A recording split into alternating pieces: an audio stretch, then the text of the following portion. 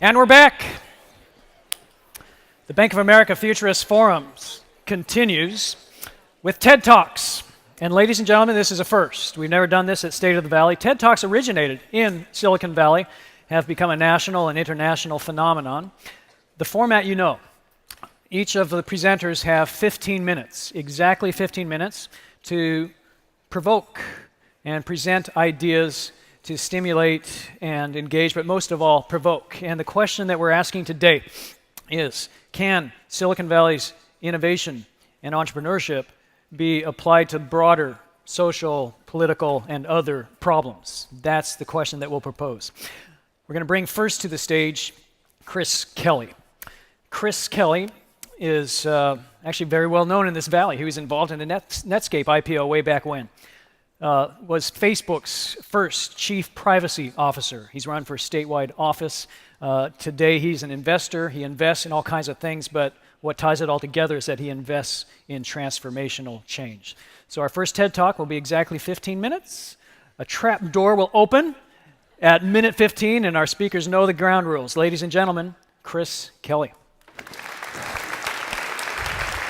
Thanks so much. Thanks so much, Russ.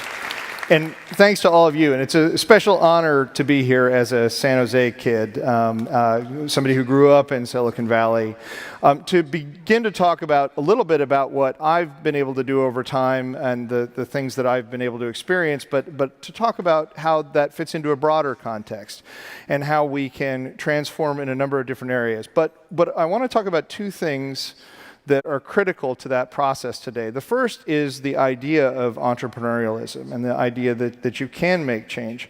But also, one of the things that continues to guide me, and I think that should guide every entrepreneur as they look at problems, is to find the simplicity in the problem. What is the way to get in the most efficient and effective path to a simple solution that's keeping things from working in the right way.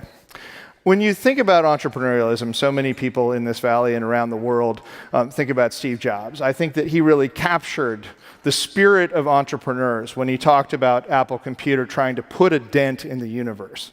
That's a little punkish for my taste at the end of the day. I think that entrepreneurialism is about bending the universe in a favorable fashion and shaping it in a way that works better. Sometimes that takes dents. And if you really want to kind of return to some of the punkish roots that all entrepreneurs have to have, you can talk about bending the universe to your will. But I think that bending process and that shaping process is a better way to talk about it than just denting. I've had the good fortune to participate in that process in four major areas that I want to talk about today.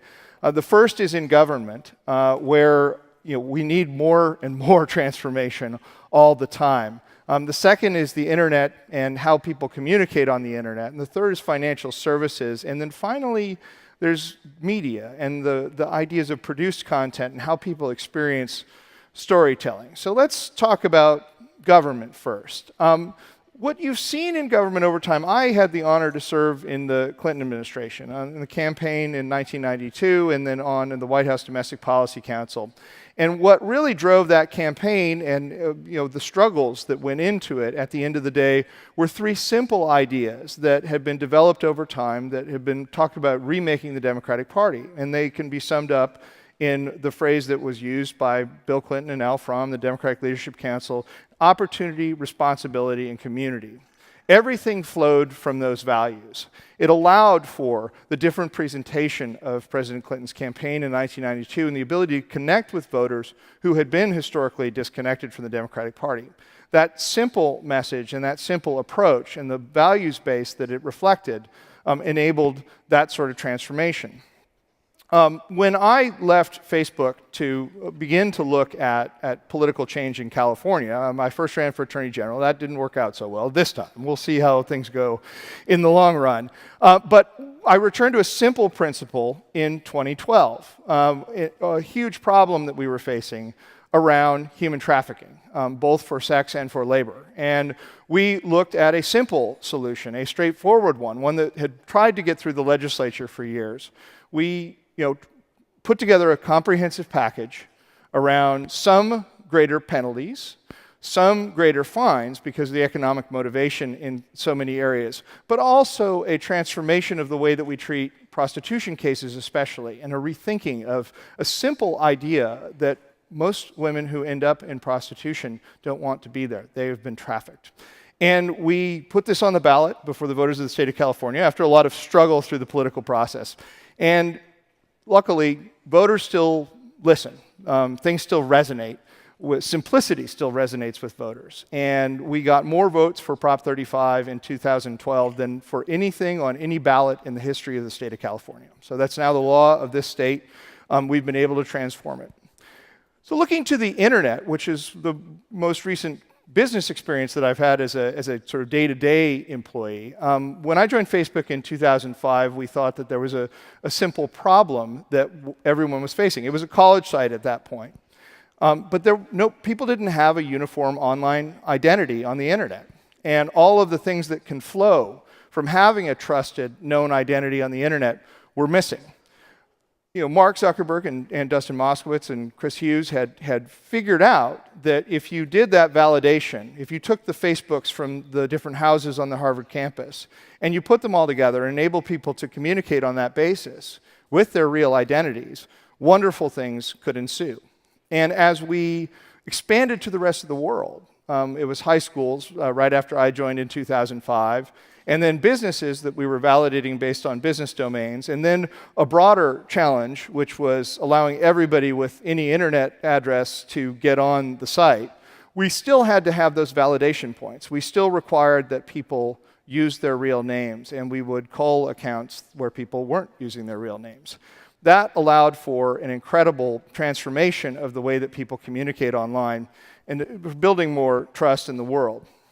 That's not to say that I don't think that there's a place for anonymity in some communications online. I think you're seeing a lot of experimentation in that space today, including some companies that I'm involved in. A company called Eroder that's working on college campuses allows people to use limited anonymity in certain places.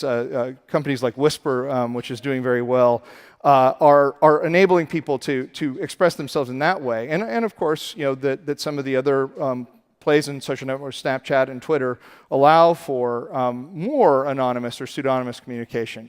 Those are valuable things, but the simplicity of looking for identity enables the building of an incredible new trust infrastructure. Now, if you look at the financial services space, things are incredibly complex. We've seen some innovation over the years, and I'll name as innovators some of the networks that have developed. Things like Visa and MasterCard and PayPal. But we're looking at some new possibilities today. And I've had the opportunity to get involved at the periphery and quite honestly, after initially being a skeptic, seeing how things are described as a potential for the disintermediation of governments, the destruction of central banks, and of course I'm talking about Bitcoin and the way that things have developed on that front. What Bitcoin means is it's distributed trust infrastructure that's still anonymous. There are possibilities here, and there are, as a simple idea at the end of the day, is that if you can use cryptography to actually connect people more effectively in a trusted way. There's still problems with it as a currency or store of value, but as a payment system, it's quite interesting. And that's one of the reasons why we, about 8 months ago, I had the honor and chance to join the ownership group of the Sacramento Kings, and why we've started experimenting with it in our Kings business, and I think that you'll see it in more and more businesses across the universe. But again, that simple idea that payments are supposed to be easy, that you're supposed to be able to establish trust and an end-to-end link, that's what's driving that process. And then finally, I want to talk about media, because media has traditionally been based on series of windowing of released storytelling, a lot of promotion around all of these different movies and TV shows and everything that comes out. Obviously, Netflix is the leader in innovation in this valley in changing that, in enabling people to have more content that they want to see, more stories that they want to see, available to them where they want it and when they want it. It's also supported, obviously, by extraordinary extension of wireless networks and of wired networks, the speed of the internet going up so much, and the expectation that we all have that there's no reason that we can't pull up a quick episode of House of Cards on our tablet, when we've got a half an hour or an hour to spare. But that's ultimately driven by simplicity too. It's supposed to be easy to get to that content, and businesses have been built historically in the media space on the scarcity of that content, the exclusivity, the different timing that you have to wait to get it on DVD or on demand. That's changing and rapidly, and it should change and rapidly. But that also has another sort of unfortunate cultural effect that we should look at as a simplicity problem too, is that it's hard for everyday people to tell their stories.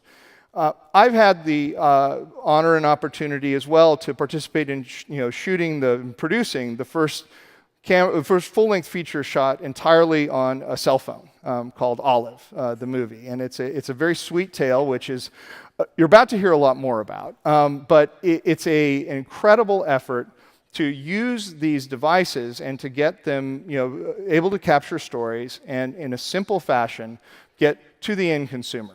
So we've got businesses that can get that there faster, from Netflix to a company that I'm involved, which is sort of the indie version of Netflix called Fandor, to IndieFlix, to all of these different Snag Films, all of these different innovators in this space coming in to deliver simplicity. So everybody talks about the huge complexity and all the challenges of an entrepreneurialism.